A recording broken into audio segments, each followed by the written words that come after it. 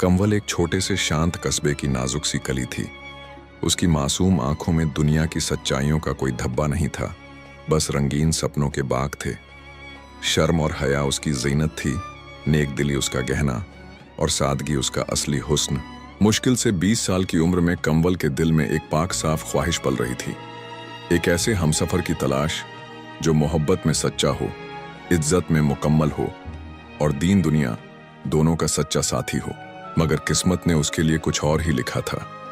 उसके लालची माँ बाप, जिनकी आंखें दुनिया की चमक दमक से चौंधिया गई थीं, उन्होंने कंवल को गांव के सबसे अमीर लेकिन 50 साल बड़े बूढ़े आदमी मलिक असलम के साथ जबरन ब्याह दिया। उनके लिए बेटी के सपनों की कोई कीमत नहीं थी, बस दौलत की चमक उनकी सोच पर हावी थी।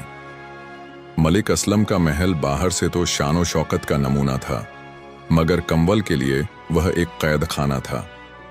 ऐसा कैद खाना जहां हर रात सपने दम तोड़ते थे और हर दुआ सिसक सिसक कर रह जाती थी। उसकी खामोश फरियादें अल्लाह की बारगाह में पहुंचती रहीं और वह सब्र का आंचल ओढ़े अपने रब से इंसाफ की उम्मीद लगाए रही। फिर आखिरकार कुदरत ने फैसला सुनाया।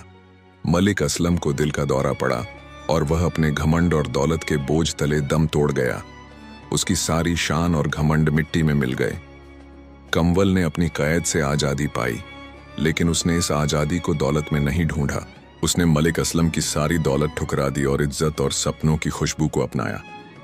कंवल ने एक पुराने टूटे फूटे मदरसे को अपनी पनाहगाह बनाया और वहां छोटी बच्चियों को इल्म का नूर बांटना शुरू किया।